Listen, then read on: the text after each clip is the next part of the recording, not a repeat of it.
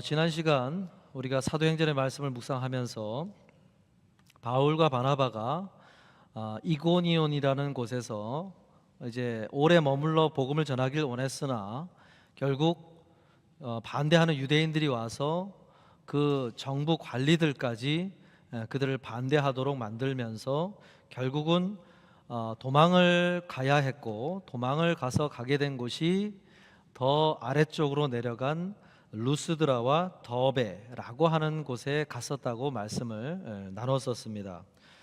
그래서 그곳에서 도망을 가야 했으나 그는 거기서도 희망을 주는 존재들, 그런 사람들을 찾고자 복음을 전하기를 멈추지 않았고, 그런 가운데 디모데와 같은 이들을 만나는 그런 은혜가 있었다고 말씀을 나눴습니다.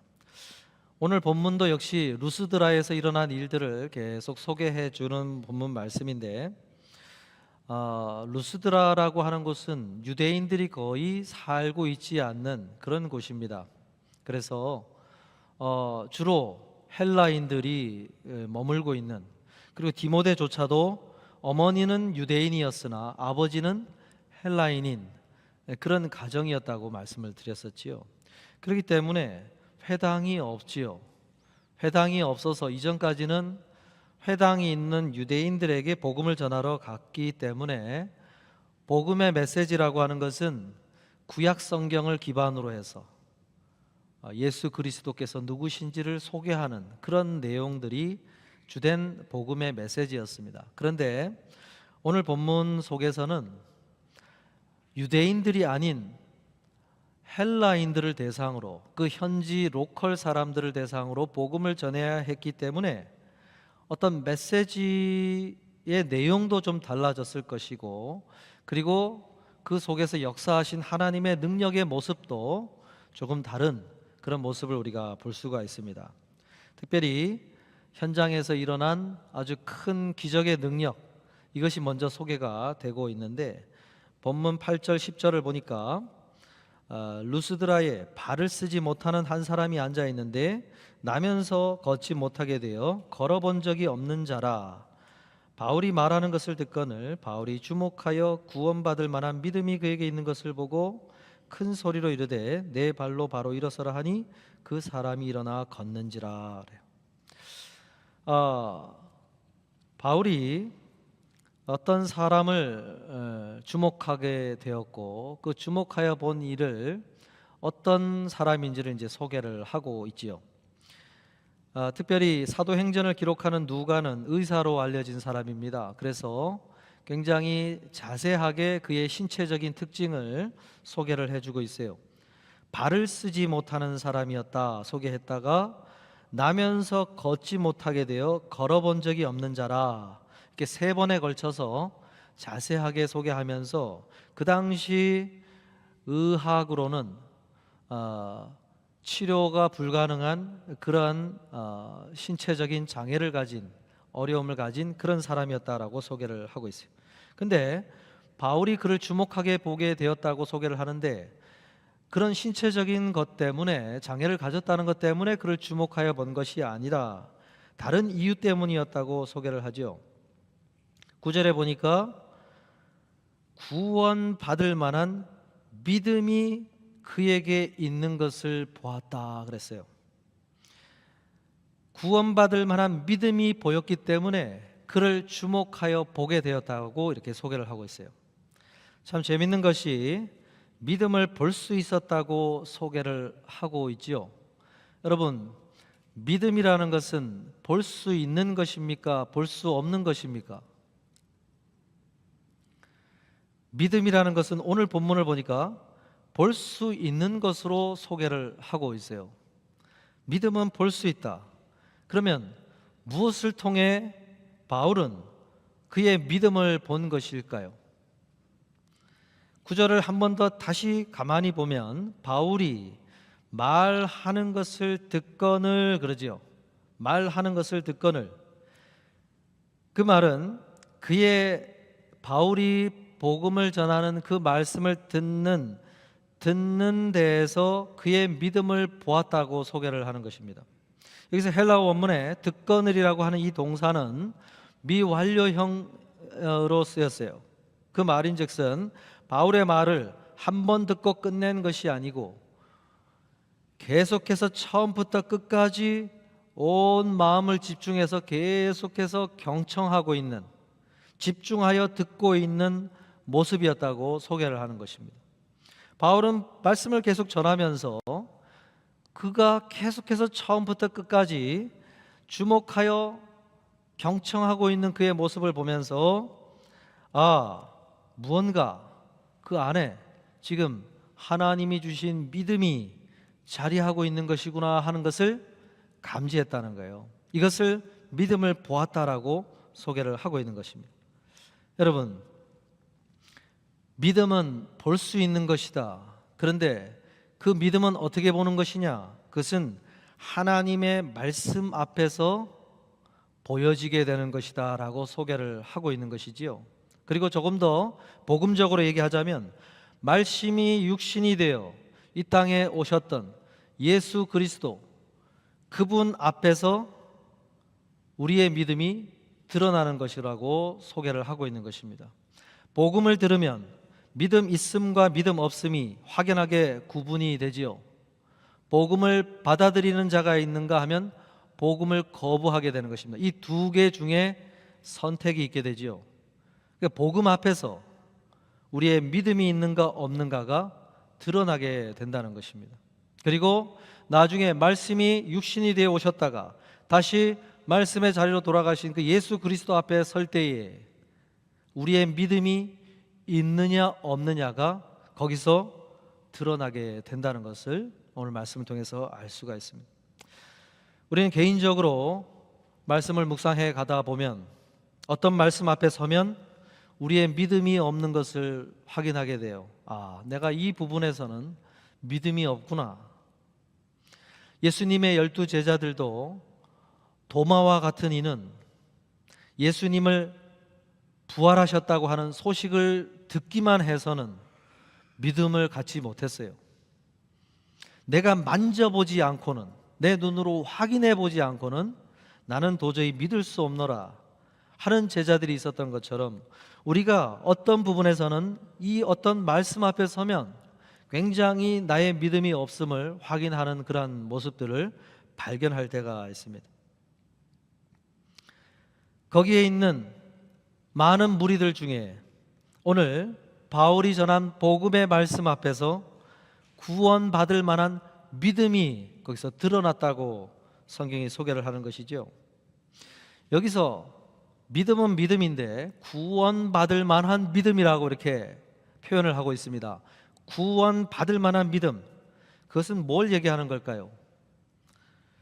여러분, 여기서 구원은 어떻게 보면 그가 신체적인 장애를 가졌으니까 이것을 병을 고쳐주시는 그런 것에 대한 믿음이지 않을까, 우리는 그렇게 생각할 수가 있어요.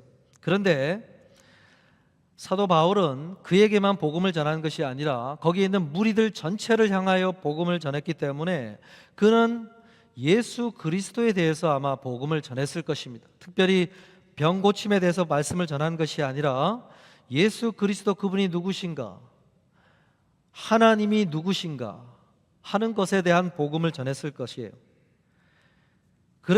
그런 가운데 구원받을 만한 믿음을 가진 그 날 때부터 걷지 못한 자, 그 안에 있었던 그 믿음을 그렇게 표현을 한 것인데, 그 말인즉슨 그는 병고침에 대한 믿음이 아니라 바울이 전한 예수 그리스도, 하나님에 대한 그러한 믿음을 가진 것을 그가 봤다는 것이죠.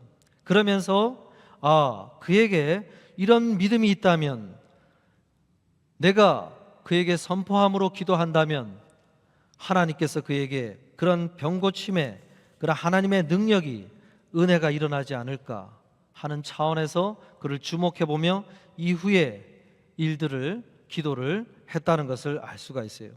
여러분, 여기서 우리가 꼭 기억해야 될 것은 우리의 믿음의 기초가 무엇이 되어야 되는가, 이것을 생각해 보라는 것입니다. 믿음의 기초는 어떤 병고침과 같은 그런 문제 이런 문제를 해결해 주실 분에 대한 그러한 하나님의 능력에 대한 기초가 먼저 있어서는 안 되고, 먼저 선행돼야 될 기초는 무엇이냐면 하나님이 누구신가, 예수 그리스도 그분이 누구신가, 어떤 분이신가에 대한 그러한 것에 대한 믿음의 기초가 놓여진 가운데, 그 기초가 되면 그 믿음 위에서 실질적인 문제를 통해 향하여 하나님의 은혜가 흘러오고 하나님의 능력이 나타난다고 하는 사실입니다. 우리는 그런데 그 순서를 거꾸로 이해할 때가 있어요. 우리는 어떤 실질적인 병고침, 실질적인 어떤 내 삶에 생겨난 문제들, 이런 것들을 먼저 생각을 하고 이것을 해결해 주실 분으로 예수 그리스도를 바라보고 하나님을 바라보며 믿음을 가지려고 하는 그러한 모습이 우리 가운데 일어난다는 거예요. 그러다 보니까 문제가 생기지 않으면 하나님을 알고 싶어 하지 않지요. 예수 그리스도가 누구신지 배우려 하지 않습니다. 말씀에 관심이 없어요. 왜요? 문제가 생겨야 그 문제를 해결할 분으로 하나님을 바라보고 예수님을 바라보기 때문에, 그런 순서로 믿음을 가지려고 하기 때문에 그렇다는 것입니다. 그런데 바울이 주목하여 본 이는 병고침에 대한 믿음을 먼저 가진 것이 아니라 먼저 바울이 전하는 복음 안에서 예수 그리스도에 대한 믿음을 가지고 그 이후에 병고침의 문제로 나아가게 됐다는 것을 소개를 하는 것입니다. 그것이 구원받을 만한 믿음이라고 소개를 하는 것입니다.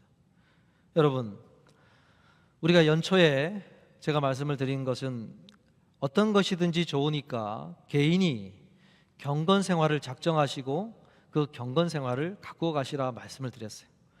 나는 성경 말씀을 꾸준히 읽어가는 것이 더 잘할 것 같다고 생각이 되면 좋습니다. 그러면 그것을 작정하시고 그렇게 시작하시라. 아니요, 저는 큐티 집을 가지고 묵상하는 것을 더 해보기를 원합니다. 그러면 그것도 좋으니까 그것도 작정하셔서 그렇게 걸어가시라. 어떤 것이든지 좋은데 그것을 안정적으로 꾸준하게 걸어가기를 말씀을 드렸어요. 잘 해오시는 분도 있지만 중간에 스탑하신 채로 회복이 안 된 채로 그대로 계시는 분들이 참 많은 것을 제가 보게 됩니다. 그러다가 우리는 어떻게 되는 것입니까? 그러면 나중에 문제가 생기면 그때 조금 말씀을 가까이 하려고 하고 기도를 해보려고 하고 그런다는 것이죠. 여러분, 문제 중심으로 신앙생활을 해가면 안 된다는 거예요. 예수 그리스도가 누구신지, 하나님이 누구신지에 대한 거기에 믿음의 기초를 놓고 문제를 마주해야 된다는 것이죠. 그 기초 위에서 문제를 마주해야 된다는 거예요. 그것을 오늘 말씀이 그것을 잘 보여주고 있어요. 그렇지 못한 믿음의 기초를 가진 이들을 11절부터 소개를 해주고 있어요. 그들이 어떤 믿음의 모습을 보여주고 있는지를 오늘 말씀이 소개하는데, 11절을 보니까 무리가 바울이 한 일을 보고 루가오니아 방언으로 소리질러 이르되, 그러지요. 이제 나면서부터 안진뱅이였던, 걷지 못했던 그 사람이 아니라 이제 시선이 무리에게로 이렇게 옮겨지는 것을 소개해줘요. 그 무리들은 어디에 대해 주목을 했냐면, 날 때부터 걷지 못한 사람과는 다르게 바울이 복음을 전한 말씀에 주목해 본 것이 아니라 바울이 이후에 일으켰던 안진뱅이에게 선포함으로 일어나 걸으라고 했을 때 그가 일어나 걸는 그 능력이 나타난 그 바울이 한 일을 주목하여 보고 반응을 보였다고 성경이 소개를 해주고 있어요. 어떤 반응을 보였습니까? 그 사람들의 현지어로 소리를 질러대기 시작을 했다고 소개해주고 있어요. 소리를 지르면서 막 열렬히 환호를 하는 그러한 모습이 나왔다는 것이죠. 그런데 이 반응에 문제점이 있어요. 무슨 문제가 있을까요? 우리는 이런 긍정적인 반응이 나왔다면 우리가 기대하는 것은 뭔가 바울이 전한 그 말씀의 기초에서 그럼 우리가 어떻게 해야 되느냐 질문을 한다든지, 아니면 우리도 그 예수 그리스도를 믿고 싶다고 한다든지, 아니면 우리가 이제까지 우상을 숭배했던 것을 회개하겠다고 하는 어떤 회개의 반응이 나온다든지, 뭐 이런 반응이 나와야 되는데 이상한 종류의 반응이 나오고 있는 것을 소개를 해주고 있어요. 12절에서부터 13절을 보니까 어떤 반응이 나오고 있습니까? 11절 후반부에서 보니까 신들이 사람의 형상으로 우리 가운데 내려오셨다 하여 바나바는 제우스라 하고 바울은 그 중에 말하는 자이므로 헤르메스라 하더라. 시외 제우스 신당의 제사장이 소와 화환들을 가지고 대문 앞에 와서 무리와 함께 제사하고자 하니 그러죠. 지금 이 무리들이 어떤 반응을 보이고 있는 것입니까? 그들이 믿고 있는 로마의 신들 제우스와 헤르메스에 대한 믿어오던 믿음을 기초로 해서 반응을 막 보이고 있다는 것을 소개를 해주고 있어요. 제우스를 소개했는데 제우스는 우리가 다 잘 알고 있지요. 그 당시 헬라 사회에서 최고의 신으로 추앙받는 그러한 신을 말하는 것입니다. 헤르메스는 전령 역할을 하는 그러한 신을 이야기를 합니다. 그들이 제우스와 헤르메스라고 바울과 바나바를 본 이유도 무슨 이유 때문에 그들을 그렇게 봤을까요? 바울이 했던 능력, 그리고 바울은 말을 잘하니까, 복음을 전하는 말을 하고 있으니까 그런 전령일 것이다, 헤르메스라고 봤다는 것이고, 바나바는 가만히 위엄 있게 서 있으니까 저 사람은 제우스일 것이다. 바나바와 바울의 외적인 모습을 관찰하면서 그들이 어떤 신성을 이해하려고 하는 그러한 모습이 막 나오고 있어요. 그리고는 더구나 어떤 일을 했다는 거예요. 도시 밖에 높은 산꼭대기에 있는 그 제우스 신전에 있는 제사장에게 연락을 취해가지고 소와 황소를 데리고 와라, 그리고 화한 꽃들을 준비해서 와라, 그렇게 연락을 취해가지고 빨리 와서 그들에게 제사를 할 수 있도록 준비를 갖춰서 오라고 연락을 취했다고 소개를 하고 있어요. 이거 어떠한 지식에 기초한 것이냐면 로마의 시인 오비디우스라고 하는 사람이 AD 8년경에 어떤 그 변신 이야기라고 하는 타이틀을 가진 그 신화의 책을 써냅니다. 그 책에 보면은 제우스와 헤르메스가 인간의 모습을 하고 이 땅을 방문하는 스토리가 나와요. 거기에 보면 두 사람을 정성스럽게 대접했던 노 부부는 그 정성스럽게 대접을 함으로 인해서 제우스로부터 은혜를 입었고, 반대로 그들을 몰인정하게 대접을 했던 그 마을 사람들은 물에 잠겨 죽는 재앙의 스토리가 나와요. 그러니까 자신들의 마을에 바나바와 바울이 제우스와 헤르메스가 그 오비디우스가 소개했던 그것처럼 자신들의 집을 이 도시를 방문을 한 것으로 이해를 했다는 것이고, 우리가 지극히 대접하지 않으면 곧 우리에게 재앙을 내릴 것이라고 생각을 하고는 제사장에게 연락을 취해가지고 지극한 대접을 하기 위해서 준비를 해가지고 오라고 연락을 취했다는 거예요. 여러분, 이 반응이 어떤 것을 소개해 줍니까? 우리가 말씀에 기초한 믿음을 갖지 않으면 이런 종류의 내가 동원할 수 있는 많은 경험과 지식들을 동원해서 우리가 지극히 정성스럽게 무언가를 하기만 하면 하나님이 좋아하실 것이다, 신이 좋아하실 것이다, 이런 종류의 어떤 믿음의 반응을 보이게 된다는 거예요. 그리고 이것이 올바른 믿음이라고 생각을 하면서 서게 된다는 것이죠. 우리가 예전에 초창기에 선교 역사 초창기에 보면은 선교사들이 와서 특이하게 본 한 가지가 또 그런 것이 있어요. 우리 어머님들이 뭐 문제가 생기면은, 그죠? 둥근 달이 뜬 밤에 나가서 깨끗한 물 한 잔을 물 한 대접을 떠다 놓고 비나이다 비나이다 하면서 지극한 정성을 들이면서 신을 감동을 시켜서 어떤 문제를 해결하고 복을 받기를 바라는 그러한 열심이 있었다고 소개를 하지요. 예전에 우리 선조들은 그런 신앙을 가졌어요. 어떤 신이든지 신 종류는 상관없고, 그것이 달의 신이든지 해의 신이든지 나무의 신이든지 물의 신이든지 아니면 또 천상의 하늘의 신 옥황상제이든지 간에 인간이 우리가 정성을 다하면, 그 정성만을 들이면 그 어떤 신이든지 감동해서 복을 누릴 수가 있다. 이것이 예전 우리 선조들이 가진 무속신앙이었어요. 무속신앙. 그런데 선교사들이 와서 아니다, 어떤 신이든지가 아니다, 그리고 우리가 어떤 정성을 들이는지도 그거보다 더 중요한 것은 무엇이냐면 누가 참 신인지를 알고 그 참 신에게 참된 예배를 드릴 때, 그리고 하나님 그 신이 원하시는 방법대로 예배를 드리고 그 신을 기쁘게 할 때에 그래야만 복을 받는다 하고 교정을 시켜준 거예요, 선교사들이. 그래서 우상 숭배하지 말라고 했던 것이죠. 오늘 이 루스드라에서 만난 이 반응이, 무리가 보인 반응이 마치 그와 같다는 것이죠.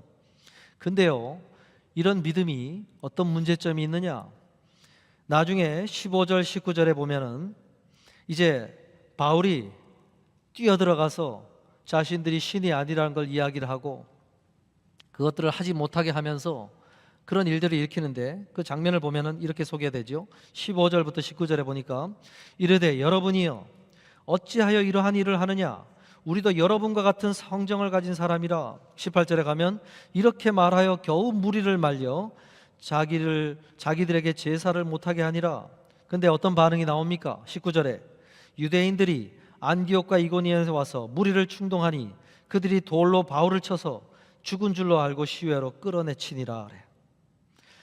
열렬히 그들을 추앙하고 섬기려고 하고 했던 그런 반응을 보였던 무리가 바울이 자신들은 인간이다, 만져봐라, 똑같은 사람이다 하면서 이야기를 하고, 그리고 이고니온에서 바울과 바나바를 반대했던 유대인들이 내려와서 그들에게 자꾸 부추기니까 저들은 신이 아니고 신도 아닐 뿐더러 너희들에게 저주를 가져올 재앙의 사람들이다 라고 하면서 부추기니까 결국 그 반응은 어디론가 사라지고 짧은 시간 안에 돌변을 해서 그들에게 돌을 던지면서 죽음에 이르도록 만드는 모습의 사람들로 나왔다고 성경이 소개를 하지요. 우리가 이런 무리들을 기억하시지요? 예수 그리스도를 열렬히 호산나 다윗의 자손이여 추앙하던 무리가 얼마 지나지 않아 제사장들이 부추기고 또 군중들이 그런 분위기로 흘러가니까 저를 십자가에 못 박으라, 예수 그리스도를 향하여 돌변했던 무리들처럼 그렇게 정 180도의 반응이 바뀔 수 있는 그런 모습이 나왔다는 것이죠. 여러분, 우리가 말씀에 기초한 하나님을 배우고 예수님을 배우고 그분을 받아들이고 믿음의 기초를 놓지 않으면 이런 믿음의 반응, 어떠한 상황이 달라지고 환경이 달라지면 완전히 우리의 믿음이 사라져버리는, 돌변해버리는 그러한 모습이 나온다는 거예요. 예수님께서는 사람들을 비유를 들면서 마치 키를 들고 알곡과 쭉정이를 가르는 그런 모습으로 마지막에는 하나님 앞에서 서게 될 것이다 라고 소개를 했지요. 그래서 사실은 호세아서 13장의 말씀을 가져오셔서 비유로 말씀하신 것인데, 예전에 하나님께서 북이스라엘 백성들을 이렇게 소개를 하셨어요. 호세아서 13장 3절에 이러므로 그들은 아침 구름 같으며 쉬 사라지는 이슬 같으며 타작마당에서 광풍에 날리는 쭉정이 같으며 굴뚝에서 나가는 연기 같으니라 그랬어요. 이스라엘 백성들, 북이스라엘의 그 사람들이 가진 믿음이라고 하는 것이 어떤 모습인지를 소개하면서 바람에 날리는 쭉정이 같다 그랬어요. 여러분, 키를 칠 때 탁탁탁 치면서 후 불기도 하고, 그죠? 아니면은 의도적으로 바깥으로 이렇게 튕겨 나가도록 키를 치면은 어떻게 됩니까? 알곡이 들어있는 것은 그대로 키 위에 남아 떨어지게 되고, 알곡이 없이 모양은 알곡 같은데 쭉정이 껍질만 남아있는 것은 쉽게 밖으로 튕겨 나가져 버리죠. 마치 그렇게 분류하는 것처럼 이스라엘 백성들의 믿음이 그런 믿음이었다고 하나님이 소개를 해주는 거예요. 여러분, 우리는 오늘 말씀을 통해서 참된 믿음이라는 무엇인가, 그 주제를 마주하게 하고 계십니다. 하나님이 누구신가? 하나님은 어떤 분이신가? 하나님은 무엇을 좋아하시는가? 예수 그리스도는 어떤 분이신가?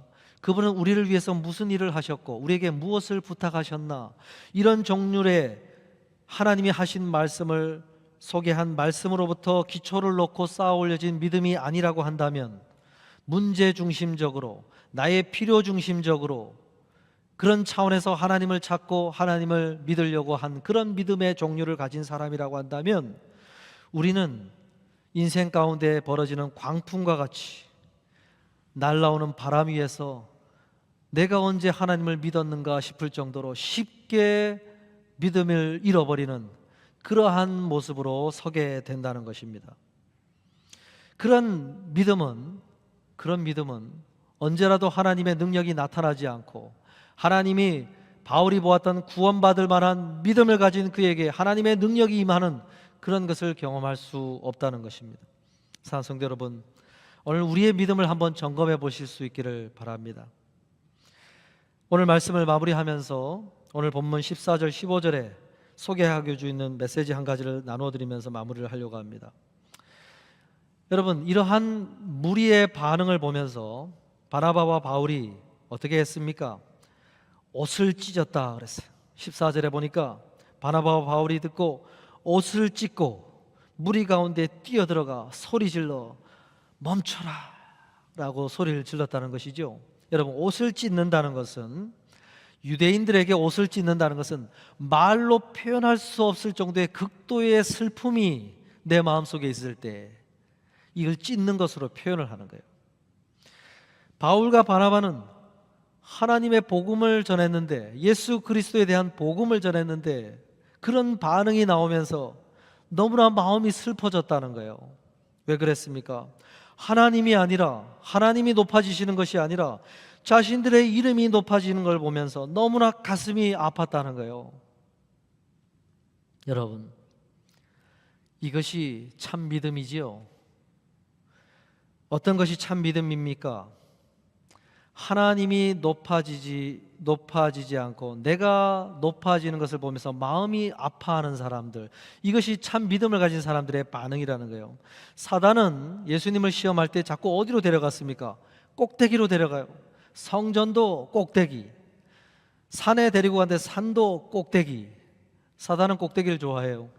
꼭대기로 데려가서 너는 하나님의 아들이지 않느냐, 너는 꼭대기에 있을 자격이 있는 사람이 아니냐 하면서 그 꼭대기에서 누릴 사람들로부터 경배를 받고 추앙을 받고 십자가와 같은 낮은 자리 가지 말고 그렇게 서라고 유혹을 했던 것처럼, 오늘 바나바와 바울에게는 이런 종류의 무리를 통한 유혹이 왔다는 것이죠. 근데 그 유혹 앞에서 비참하게 여기면서 옷을 찢으면서 그런 반응을 보였다는 거예요. 여러분, 하나님을 영화롭게 하는 방법이 무엇일까요? 하나님께 영광을 올려드리는 방법이 무엇일까요? 그 방법 한 가지는 나 자신이 높은 자리에 앉는 것을 거부하고 하나님 앞에 낮은 자리로 내려가는 것이 하나님을 영화롭게 하는 것입니다. 제가 일부 예배 때 하나님을 영화롭게 하는 방법 한 가지를, 실천할 것을 한 가지를 소개해 드렸어요. 사업장에 가시면 문을 열고 들어가면 제일 먼저 무엇을 하시겠습니까? 질문을 드리면서 그 사업장의 주인이 하나님임을 고백하시는 행위를 하라고 말씀을 드렸어요. 다른 것 다 하기 전에 조용히 앉아서 하나님 앞에 기도함으로 그 사업장의 모든 일을 시작하시라. 아침에 일어나면 가정에서 모든 일을 하기 전에 가장 먼저 무릎을 꿇고 하나님, 이 가정에 하나님이 주인이십니다 하고 고백함으로, 기도함으로 가정의 일을 시작하시라 그랬어요. 직장에 가시면 직장의 일을 분주하게 해가기 이전에 주님이, 하나님이 이곳의 주인이십니다 하면서 기도함으로 하루를 시작하라고 했어요.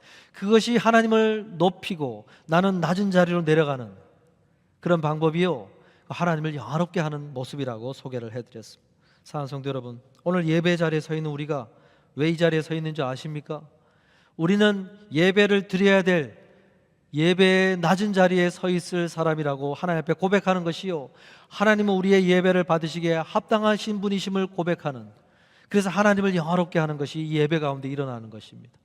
사랑하는 성도 여러분, 오늘 가정에, 사업장에, 삶의 터전으로 가셔서 낮은 자리로 내려가시는 그러한 걸음을 걸으시길 바라고, 그리고 문제가 터질 때 하나님을 찾지 말고 하나님이 누구신가, 예수 그리스도께서 무슨 말씀을 하셨나, 말씀을 펴서 읽음으로 하나님을 알아가는데 믿음의 기초를 놓으시고 문제를 마주하시고 그 마주한 문제 앞에 하나님은 이런 분이신데 주여 나를 도우소서 하면서 능력을 요청하는 그러한 사람들이 되신다면, 오늘 무리가 아니라 바울이 주목하여 보았던 그 아달 때부터 앉아 있었던 그 사람처럼 우리를 설 수 있다는 사실을 기억하시길 바랍니다. 그리고 믿음은 보여지는 것이다. 주님은 우리의 믿음을 보기를 원하신다. 그분 앞에 그 믿음을 보이시는 우리 모두로 서실 수 있기를 주님의 이름으로 축복합니다.